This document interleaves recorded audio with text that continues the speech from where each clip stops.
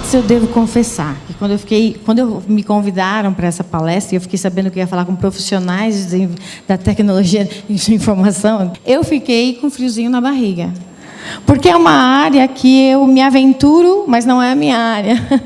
Eu sou psicóloga, obviamente. Mas se por um acaso eu dizer alguma coisa que não está correta, por favor, me corrigem, tá? Vamos lá. Então, onde tudo começou, né? Os primórdios dos computadores da telefonia móvel. Nos anos 30 e 40, um computador pesava toneladas. Esse daqui era, então, o telefone móvel da época, que pesava 40, 50 quilos. Né? Eles tinham que ser acoplados nos veículos, porque não tinha como carregar. Enfim. Então, vamos lá. Só que, a partir dos anos 70, o mundo começou a mudar rápido demais, né? Como todos aqui já sabem. Vamos passar bem rapidinho a história, né, dessa evolução. Os profissionais da área, eu acho que se o Steve Jobs visse eu fazendo esse resumo, ele ia ter um ataque, porque o resumo é extremamente resumido. Então, vamos lá. Então, no final dos anos 70, a gente começou com o que eles chamam de Bulletin Board System, que era um programa que as pessoas entravam, elas trocavam documentos, né? Elas trocavam mensagens, mas eram para poucos, né? Principalmente nessa época. Então, entre 73 e 77, ainda há controvérsias exatamente quando foi isso, mas iniciou-se, então, o primeiro sistema de telefonia celular do mundo, em Chicago, Illinois. Nos anos 80, pelo menos, nos Estados Unidos, as pessoas já estavam começando a se familiarizar com os e-mails. Em 1991, Tim Berners-Lee, ele lançou, então, a World Wide Web, a internet, como a gente chama hoje, né? Mas era bem diferente, como vocês provavelmente sabem melhor do que eu, na época. Bom, então, logo em seguida, já vieram, então, no final dos anos 90, os sites de busca, portais e comércio online. Em 1997, a Ericsson lançou o telefone sobre o qual a gente conseguia acesso à internet. Ainda era bem rudimentar, o acesso bem lento, enfim, mas já dava para conectar. E aí, perto da virada do milênio, surgem, então, as redes sociais, os blogs, e no início, nem todos tinham, né? A gente não podia criar perfis, então, até o perfil das próprios sites de redes sociais foram mudando com o tempo também. Então, as tecnologias da época, né, que há 5 anos antes disso, né, em 95, ainda era muito moderno, né, a Polaroid, entrou em falência, então, em 2001, a Tower Records, que é uma loja que vendia CDs, DVDs, enfim, nos Estados Unidos, muito famosa, também entrou em falência em 2006, por conta de todos esses adventos, né. Em 2008, o iTunes, então, se consolidou como o maior revendedor de músicas legais da internet, né? E aí, então, hoje em dia, a gente vê a disseminação da internet através de tablets, telefones celulares. Na verdade, o telefone celular, hoje em dia, é até o que eles chamam de misnomer, né? Porque ele não devia mais ser chamado um telefone celular, porque ele é um portal pessoal. Né? A gente vai falar sobre isso daqui a pouquinho. Então, a gente viu essa evolução, né? Como passou rápido, né? 30, 40 anos. Mas e as cidades? As cidades primitivas, medievais, as modernas, elas mudaram no mesmo ritmo? Vamos pensar. E os seres humanos? A gente também mudou no mesmo ritmo? Então, o que mudou? Foi o ambiente, as pessoas, ou o ambiente e as pessoas? Vamos ver? Só que alguns dados curiosos para a gente pensar, né, nessa evolução. O número de pessoas que um cidadão, um sujeito conhecia na era medieval, ao longo da sua vida, é bem similar ao número de pessoas que a gente tem contato direto ou indireto em um dia hoje. Um dia, gente. A quantidade de informação que vai trafegar na internet nos próximos 2 anos ela é maior, ela vai ser a maior do que toda acumulada na história da humanidade. Tem noção? A cada 1,3 segundos é criado um novo blog. Então, até eu terminar essa frase, já tem um blog novo. O celular que vocês carregam no bolso, na bolsa, ele tem muito mais tecnologia, ou seja, ele é muito mais avançado do que qualquer foguete da missão Apollo. Então, vamos lá. Quais são as funções do smartphone hoje? Vamos passar rapidinho. Ele é um GPS, máquina fotográfica, filmadora, ele é um despertador, calculadora, rádio, agenda. Você pode baixar suas músicas preferidas, você pode entrar na internet, redes sociais, blogs, baixar qualquer aplicativo e ainda faz chamada telefônica. Não é? Acredite ou não, não é? Inclusive, em 2005... pesquisadores da King's College, no Reino Unido, cunharam o nome nomofobia, tá? Que significa a fobia que se sente quando eu não tenho o meu telefone celular por perto. Eu tenho uma paciente de 17 anos que viajou para o Nordeste. Quando ela se deu conta de que ela estava sem o telefone celular, ela ficou no aeroporto esperando, porque a mãe mandou o telefone no próximo voo. Tá? Então, a situação talvez esteja um pouquinho mais interessante do que a maioria das pessoas pensam, né? Então, vamos lá. Então, muita coisa mudou, obviamente, né? Desde os primórdios, enfim, da Idade Média. Então, hoje temos mais conforto, alimentação, quero pensar que mais saudável, mas ainda somos os mesmos. Certo? Temos as mesmas necessidades dos nossos ancestrais, enfim. Além disso, nós temos os mesmos transtornos psiquiátricos. Ou seja, eles foram classificados de maneira diferente, a medicina avançou muito, a psiquiatria, a psicologia, mas, enfim, os transtornos estão lá. Né? Então, aqui eu escolhi colocar o vomitorium, que nome bonito, da época romana, né, que as pessoas elas faziam aqueles banquetes gigantescos e era comum para eles virem aqui, vomitarem e voltarem para comer mais. Tá? Então, transtorno psiquiátrico é muito diferente da bulimia, gente. Hoje em dia, da bulimia de hoje em dia é diferente. E aqui no meio tem a Santa Catarina de Siena, que ela era anoréxica. Hoje em dia a gente vê muita anorexia nas revistas, não vemos? Então, mudou? Não mudou, né? Então, o que a tecnologia tem feito com as pessoas? Olha lá, nós temos pessoas de todas as classes sociais, nós temos pessoas de todas as idades, não é? Credos. Está todo mundo conectado. Né? Por que ela é tão atrativa? Esse gráfico, ele, apesar de estar um pouco velho, né, de 2010, eu escolhi ele porque ele mostra exatamente a situação no mundo. Né? Olha a Ásia. Tem praticamente o dobro. Se juntar o segundo e o terceiro, não dá. Então, na Ásia, eles começaram tratamentos para dependentes de telefone celular, para dependentes de tecnologia, internet, há alguns anos já. Com uma peculiaridade. Os tratamentos, muitos deles, têm um regime militar.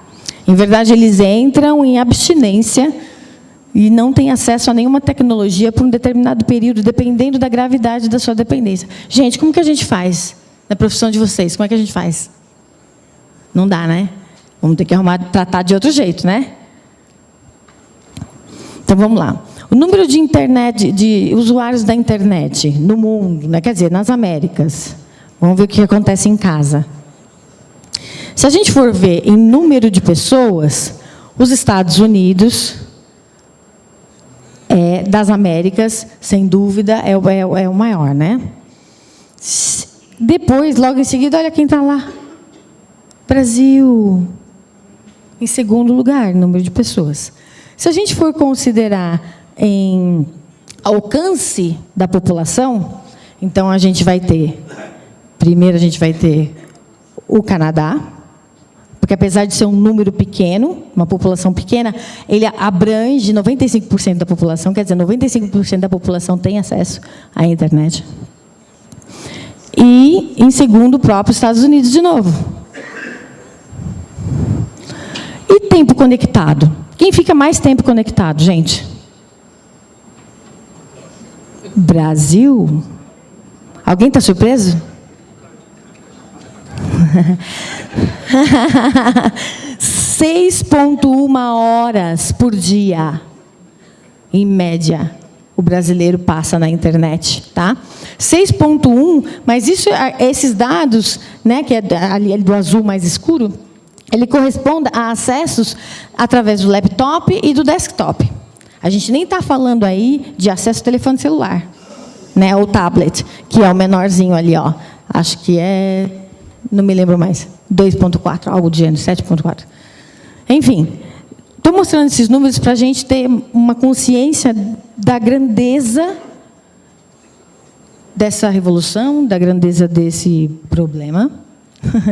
Eu gostaria de salientar, a princípio, que eu gosto de tecnologia, tá? Não quero virar aqui a advogada do diabo. Em verdade, eu gosto muito de tecnologia, meu smartphone está na minha bolsa, mas a gente vai ter que falar de números negativos, infelizmente. O Brasil também é líder mundial de tempo gasto em conexões domésticas. Então, quer dizer, está conectado no trabalho, está conectado em casa. Então, esses números também, eles estão um pouquinho mais defasados aí, mas eu coloquei só para a gente ver em rapidez de crescimento, né? A internet na América Latina, ela cresceu nesse período de 2000 a 2009, 927%. No resto do mundo, 372%. E no Brasil, em...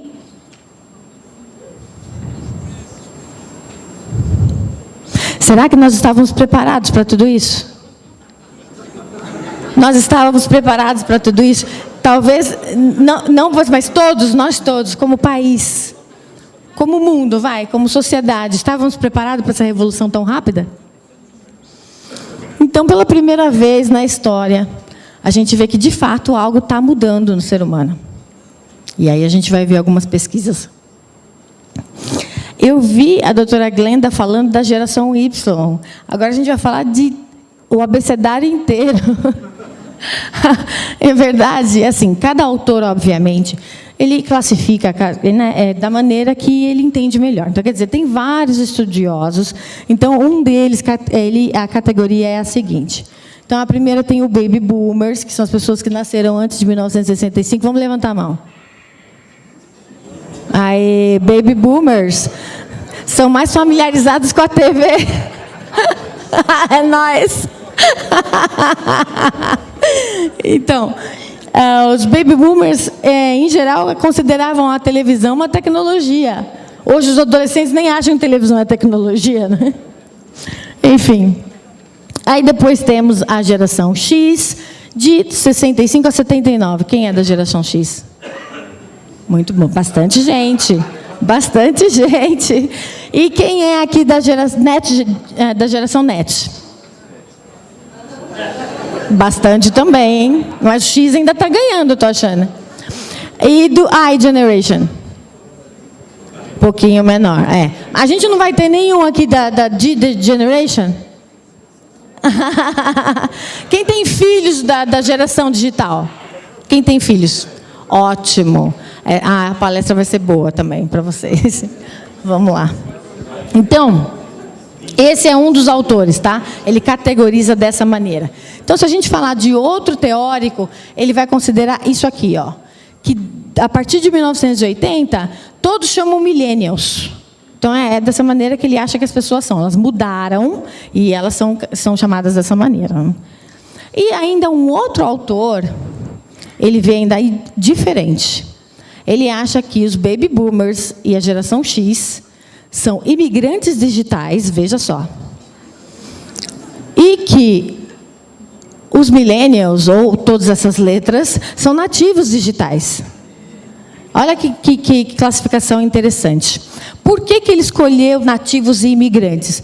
Alguém já teve a oportunidade de ver algum estrangeiro aqui tentando conversar? Como é que é, gente? não é? Meio quebradinho, meio me ajuda, por favor, não é? Então, por isso que essas duas categorias aqui são chamados de imigrantes digitais. Porque, pela primeira vez também na história, eles dependem dos nativos. Gente, nunca aconteceu isso antes. O pai tem que recorrer ao filho para lidar com o ambiente. Também? Não? Pois é. Então, houve essa inversão na hierarquia do conhecimento, isso é muito novo, isso mexe, isso altera as relações pai e filho, isso altera, porque tem relações de poder, isso altera muita coisa na sociedade. Tá? E no Brasil? De acordo com o último censo, são quase 60 milhões de pessoas, 60 milhões de nativos digitais. Quem são os nativos digitais aqui? A maioria. Ah, tem mais. Tem mais, não querendo levantar a mão. Então, assim, só uma brincadeirinha para mostrar que os nativos digitais, se a gente erra algo que a gente faz manualmente, a gente procura o Ctrl+Z, né? Então, vamos lá. Algumas características, né, dos millennials. Eu vou começar a falar de nativos e imigrantes, só para a gente não ficar trocando, tá? Então, vamos ver algumas características dos nativos digitais. Certamente digitam mais rápido, né? Ele começa a desenvolver, como é que é o nome? Ler o quê? Isso. E isso nem são da categoria da computação, nada de informação, nada disso, né? São simplesmente crianças, né? Assim. E no slide anterior, eu deixei em degradê, não sei se vocês notaram. Eu deixei em degradê porque quanto mais nova a geração, mais acentuadas essas características são. Né? Então, aquela primeira geração lá de cima, perto dos anos 80, tem essas características, sim, mas são mais suaves. Né? Então, vamos lá. Então, a habilidade para lidar com tudo que é eletrônico, parece que já nasce sabendo. O interessante é que, veja bem, a geração de baby boomers, eles vão olhar o manual. Vocês acham que os nativos digitais olham o manual? O que eles fazem? Eles tentam primeiro. Se eles não conseguirem, eles vão tentar olhar o manual. Não é? Então, tem todas essas características, enfim. Eles, não é aquela, já vou, se atrasam para o jantar, já vou, estou indo, né? Quem tem filho aqui? Estou descendo, né? E lá na internet. Todos os contatos, a maioria dos contatos sociais são intermediados pelas mídias digitais, estudam, escrevem de maneiras muito diferentes de como a gente aprendeu, que a gente vai ver, né? Conhecimento linear e conhecimento paralelo, se a gente tiver tempo. Eles conhecem as pessoas online antes mesmo de conhecê-las pessoalmente, leem blogs, ao invés de jornal, enfim, obtêm músicas pela internet, isso a gente já está familiarizado. Então, aqui, para quem tem filhos, essa última geração que nasceu em 2000, que eles chamam de geração digital, a mais novinha de todas, quando eles completarem 18 anos, eles vão ter passado 10 mil horas na internet e 20 mil horas jogando videogames. Será que todo esse tempo não muda a plasticidade do cérebro? Quem acha que sim? Então, olha lá, o mundo é diferente, as pessoas também são diferentes. Então, vamos lá. Por que a internet é tão atrativa? Eu gostaria de ter tempo para ouvir várias opiniões, mas a gente vai ter que correr porque tem muita informação. Vamos lá. Tem uma estudiosa que se chama Dr. Young, da Universidade de Pensilvânia. Ela desenvolveu um modelo que chama ACE, que explica por que as pessoas se apegam tanto à internet. Então, vamos lá. Nós temos 3 fatores. O primeiro é acesso. Acesso é fácil. É fácil em qualquer lugar. A gente pode acessar a internet, nem é caro, não é? É affordable. A gente pode pagar. A segunda... Me fugiu agora? A primeira, acessibilidade. A segunda... Vamos lá. Hã? Não. Parece, mas não. Hã? Escape. Escape é uma delas. Por quê? Se eu tenho problema, se eu estou passando por um divórcio, se meu filho está me dando problema na escola, o que eu vou fazer? Eu quero fugir. Eu quero pensar coisas leves. Eu quero ver vídeos engraçados. Eu quero tirar a minha cabeça daquilo. Então, eu fujo dos meus problemas e me refugio na internet. Né? Muitas pessoas fazem isso. Ou, às vezes, eu estou atrasado aqui com essa planilha, não estou conseguindo, está super ansioso, muita coisa para fazer. O que eu vou fazer? Eu vou checar o Facebook, para ver se alguém me deixou algum recado, para levantar o meu humor. Não é? Enfim, isso acontece nas corporações e em casa, tá, gente? Então, vamos lá. A internet, eu ouço muito essa pergunta. A internet é boa ou é ruim? Como é que a gente responde essa pergunta, gente? Ela é ótima e ela é muito ruim. Depende do que a gente está fazendo com ela, não é? Então, vamos ver o que a mídia está dizendo, né, sobre a internet, sobre a possibilidade de se tornar dependente da internet. Olha lá. Não só a internet, mas telefone celular, enfim, tecnologia em geral. Por que ela se tornou tão atrativa? Vamos ver alguns estudos, tá? Então, em apenas 8 minutos de uso de videogame, o cérebro libera dopamina. Dopamina, né, é um neuroquímico do prazer. Então, em 8 minutos, gente. E essa daqui é ainda mais interessante, olha lá. Checar o Facebook ou o Twitter é mais viciante que fumar, beber, fazer sexo, e afirma um estudo. Dá para acreditar? Dá para acreditar? Não, isso, eu estou falando só resultado de estudos, tá, gente? Não é opinião. Então, vamos lá. Logo após sair os resultados daquele primeiro estudo que eu mostrei, do segundo estudo que eu mostrei, saiu um outro estudo dizendo que, se você acessa muito a internet, você se torna uma pessoa mais infeliz. A internet, na verdade, Facebook. Por que será, gente? Fotos altamente retocadas, textos editados, está todo mundo feliz, não é? Aí você fica assim, peraí, eu não consegui dormir ontem à noite, né? Tem que pagar tal conta amanhã, parece que está todo mundo tão bem, né? Então, assim, não é só isso, né? Mas esse certamente é um dos fatores. Então, um dos outros resultados, a internet em excesso produz depressão e isolamento social. Porque se você faz amigos na internet e fica na internet para se comunicar com eles, obviamente você vai se sentir isolado, né? Vamos lá para a área corporativa, então. Esse estudo já também não é tão recente assim, mas dá para ter uma ideia.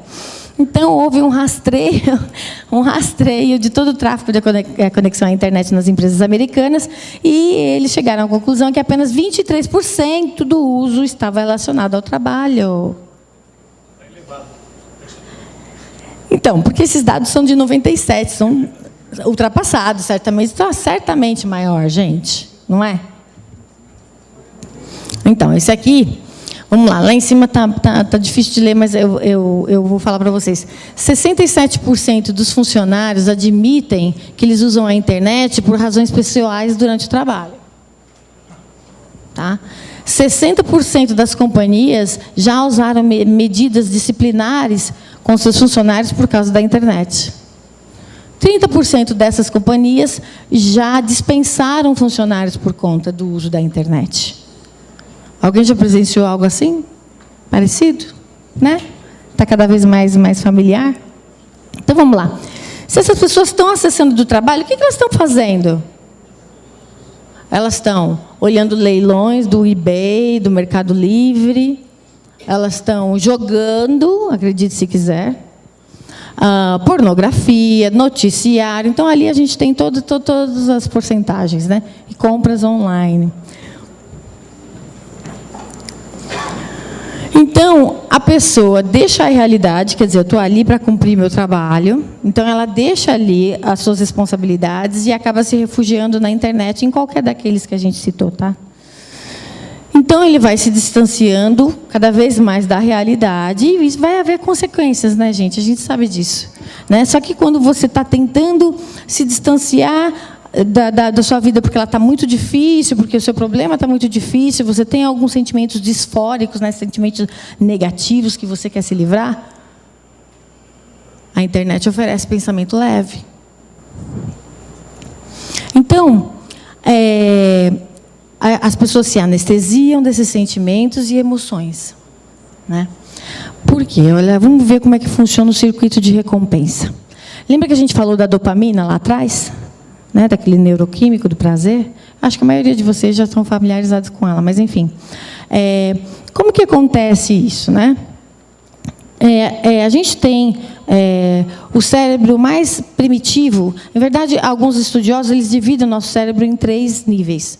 O mais primitivo, que a gente também vê nos animais, nos répteis, enfim, é o límbico, o sistema límbico. Tá? Ele é aquele que, quando você está chegando perto de um lugar, ele te avisa que é perigoso. Não quero ficar aqui. Né? Sistema límbico. Por quê? E ele tem esse núcleus accumbens no mão. O que acontece com o núcleus accumbens? Ele tem centros de prazer e centros de dor. Ou seja, centros de recompensa e de castigo. E a gente lembra, se você estava conversando com uma amiga, foi lá e colocou a mão em cima da chapa quente, vai demorar um tempinho para você chegar perto de uma chapa quente de novo. E o que aconteceu ali? O núcleus accumbens te avisou, você já colocou a mão ali, doeu.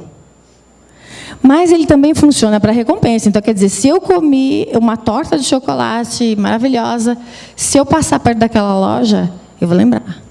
Porque foi muito bom, teve recompensa. Né? Então, assim que a gente funciona a nível animal. Então, o que acontece? Quando eu acesso à internet e esses níveis de dopamina aumentam, ele é distribuído, ele sobe aqui pelo córtex, e o meu cérebro todo sente prazer. Me sinto melhor. E é natural do ser humano. Ou ele busca prazer, ou ele evita dor. Se ele conseguir fazer os dois ao mesmo tempo, melhor. É natural. A gente nasceu assim. Então, olha lá. Junta todas as possibilidades da internet. O anonimato, é o anonimato que eu tinha esquecido. Anonimato, a conveniência, e tudo aquilo que a gente citou, com o nosso sistema cerebral, não deu coisa boa, né? Se for uso excessivo, obviamente.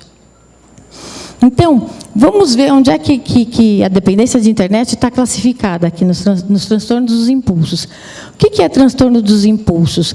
São vícios comportamentais. São vícios onde não tem substância. Porque geralmente quando você fala, fulano é viciado, ele é dependente, a gente está falando de alguma substância, alguma droga, né? Mas é recente, tá? Ele entrou no último DSM, na verdade, em 2004, transtorno dos impulsos. Então, assim, a dependência de internet, a dependência tecnológica, ela está sob a classificação dos transtornos do controle de impulso. Então, o que acontece? Antes do ato, a pessoa sente uma excitação, aquela tensão, eu preciso de usar a internet, eu preciso de ir lá deixar recado para o meu amigo, enfim. Durante a realização do ato, eu sinto prazer ou alívio, né, daqueles pensamentos que a gente falou.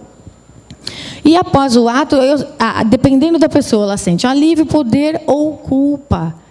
Puxa, deixei tudo aquilo para fazer amanhã. Será que eu vou dar conta? Por que eu fiz isso de novo? Então, vamos lá. Vamos falar de epidemiologia. Quantas pessoas passam por isso? Quem são as pessoas que passam por isso, né? Então, aqui eu listei todos os transtornos que fazem parte do transtorno do controle de impulso, tá, gente? Mas, aqui eu quero chamar a atenção de vocês para cá, ó. Por uma margem pequena, os homens sofrem mais de dependência de internet, tá? E também por uma margem pequena, as mulheres sofrem mais de dependência de redes sociais. Só que hoje, a gente tem os dois, né, nos nossos telefones. Não tem? Então, olha lá. Os dois se encontram ali no meio, homens e mulheres. Tá? Então, a dependência de internet. Houve muita discussão no meio acadêmico, como que ia chamar, internet addiction, pathological internet usage, mas, enfim, a maioria das pessoas usam dependência de internet. E tem diferentes intensidades, como eu citei anteriormente, né, como vocês vão ver no resultado do teste. Então, vamos lá, prevalência. Vários estudos no mundo inteiro, cada lugar um número diferente. O que acontece? Cada pesquisador, cada cientista, ele vai usar uma metodologia diferente. Por quê? Porque é um transtorno muito novo. Então, a pessoa vai usar esse teste que eu apliquei, que eu dei para vocês. Outra pessoa lá na Finlândia vai usar um questionário diferente. Eles vão testar pessoas diferentes. Tem pessoas que testam adultos, pessoas que testam adolescentes. Então, o que acontece? É uma confusão ainda. Não chegamos ainda num consenso. Mas usa-se 10% como estimativa. Então, 10% da população mundial é dependente da internet. Não é uso abusivo, é dependente da internet. Tá? Se a gente for considerar o uso abusivo, a gente vai ter um número ainda maior, é 1 em cada 8. Então, 1 em cada 8 pessoas usam a internet de modo abusivo. Então, dentro do DSM, né, que é o Manual de Transtornos Mentais, quais são os critérios para a gente diagnosticar quem tem dependência? Então, a pessoa se preocupa com a internet, mas não é preocupação se tem Wi-Fi ou não. Essa é uma delas. Mas, assim, a maioria das suas preocupações giram em torno da internet. Eu tenho que mandar aquele e-mail. Puxa, será que fulano de tal respondeu o meu MSN? Quer dizer, nem tem MSN mais. Mas... Então, assim, todos os pensamentos, ou quase todos os pensamentos, eles estão direta ou indiretamente ligados à internet, tá? Então, 2, necessidade de aumentar o tempo conectado para ter a mesma satisfação. Há 6 meses, se eu checasse os meus e-mails ou ficasse assinando o Facebook por 10, 15 minutos, tudo bem. Hoje em dia, certamente, eu preciso de mais tempo. Exatamente por causa daquele circuito de recompensa que a gente falou um pouquinho antes. Tá? Então, vamos lá. Esforços repetidos para diminuir o uso da rede. Por quê? Você começa a perceber que você está falhando. Está falhando no trabalho, está falhando com as suas tarefas, com seus amigos. Então, você começa, a maioria das pessoas tenta, honestamente, se esforçar para não usar a internet por tanto tempo. E não conseguem. Muitas não conseguem. Muitas conseguem, mas muitas não conseguem. Então, o que eles sentem quando não conseguem usar a internet ou, por algum motivo, está em algum lugar que não tem Wi-Fi, não tem conexão? Então, eles sentem inquietude, irritabilidade, ansiedade. E esses sintomas, eles são sintomas de abstinência também, né, gente? Quem é dependente de álcool sente a mesma coisa, irritação, não é? Irritabilidade, briga à toa, enfim. Então, vamos lá. E tem o critério número 5, né? Geralmente, as pessoas perdem a noção do tempo. Eu vou só dar uma olhadinha ali no Twitter e daqui 5 minutos eu já volto. Passa meia hora, gente. Até mais. Perda da noção do tempo é a 5ª categoria. E aí, depois, tem que ter pelo menos um dos critérios abaixo. As suas relações do trabalho ou sociais estão sendo afetadas, certamente. Então, assim, se por um acaso você preencheu os 5 critérios anteriores e tem mais essa, você já é um dependente de internet. Tá? Se você tem que mentir, por exemplo, mas quanto tempo você ficou na internet? Eu fiquei 40 minutos. Né? 4 horas. Né? E usa a internet para fugir dos problemas daquilo que a gente acabou de falar, né? E aliviar o humor disfórico, a tristeza, enfim, melancolia. Às vezes a gente perde um ente querido, enfim. Todo ato prazeroso tem o potencial de se tornar vício. Porque nós nascemos com o drive de procurar prazer e fugir da dor.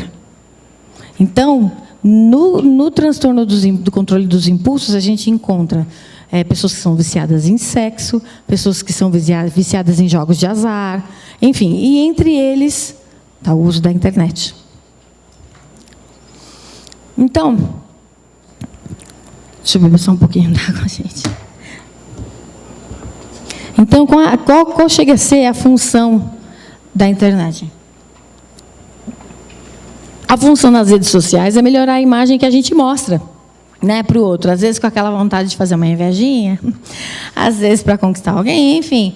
Ou até para realmente fazer um elogio para alguma pessoa que a gente gosta. Enfim, a gente acaba usando as redes sociais para mostrar uma imagem nossa, que é o nosso melhor lado, digamos assim, sob o nosso melhor ângulo, né? E ela modula o nosso humor. Quer dizer, na internet tem tudo para todo mundo, não é? E ela está disponível 24 horas, 7 dias por semana. Diminuir a sensação de isolamento, obviamente. Se eu estou me sentindo ali, sabe, sozinha, num sábado à noite, estou me sentindo o último fio da vassoura, como diz um amigo meu, e de repente você consegue encontrar pessoas na internet que estão navegando, que podem conversar com você e você se sente melhor. Compensar a vida, como eu disse, momentos difíceis, monótonos, e a gente acaba compensando, acaba tentando fugir do que está acontecendo, afetando a nossa forma de raciocinar. Quer dizer, a internet tem, como vocês vão ver, mudado a nossa forma de pensar. Vamos lá para o Nielsen Research. É um estudo longitudinal que começou em 1990 até 2006. Tá? Ele analisou como que a pessoa reage quando ela chega em frente à tela do computador. Então, é como se fosse um scanner do olho. O que meu olho está fazendo quando eu estou na frente do computador? Então, o que eles concluíram, né? O que a gente faz? A gente lê nesse formato. A gente lê no formato de F. F não só porque é fast, mas F porque geralmente a gente lê a primeira frase, por algumas linhas, lê metade daquela frase e vai indo para o final. A gente vai escaneando. Essa forma de ler, ela é propensa a erros, não é? E se tiver duas palavras que mudam sentido, mas elas estavam fora da linha do F? Reinterpretei o texto errado. Então, a maneira como a gente está começando a ler os textos para ir mais rápido está atrapalhando o nosso desempenho. Favorece erro, né? Então, é aquilo que eu acabei de explicar. Lê a primeira linha inteira, pula algumas, lê a de baixo.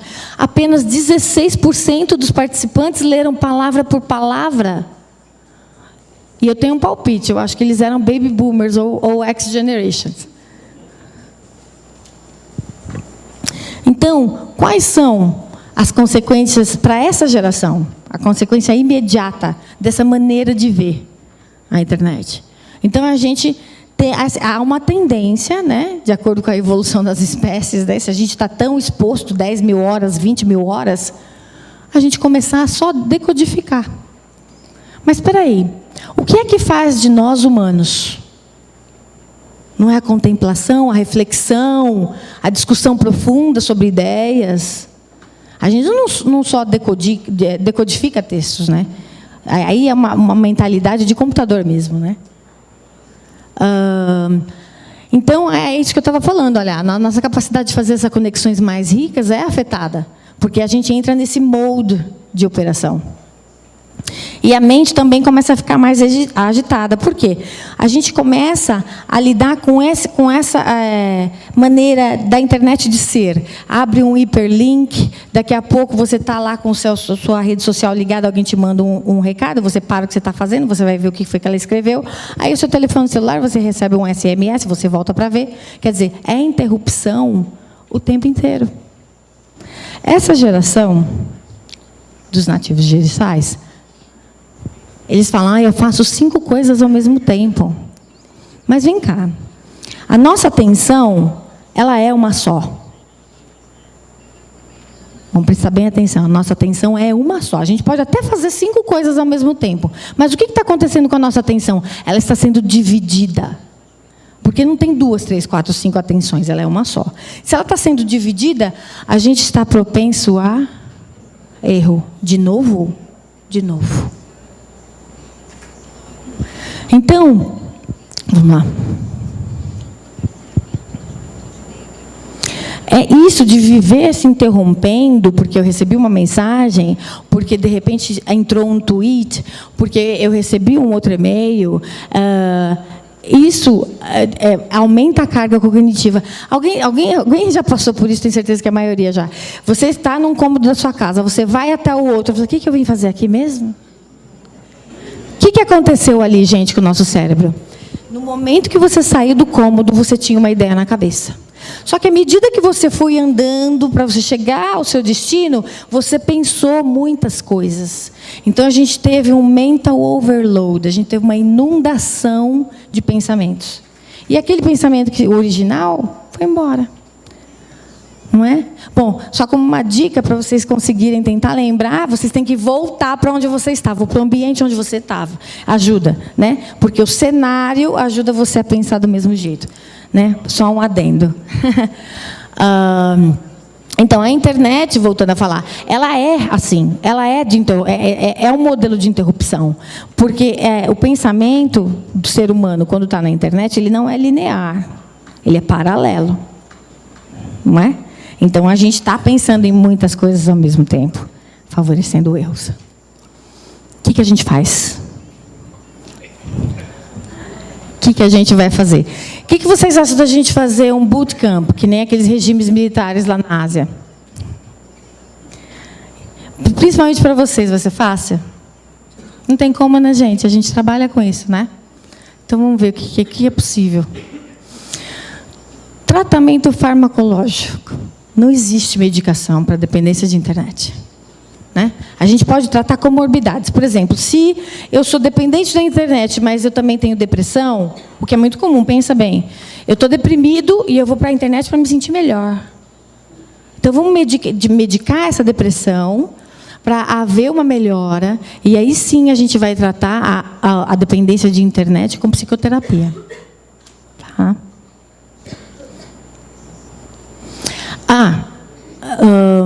E a psicoterapia mais indicada nesse caso, ela chama terapia cognitivo-comportamental.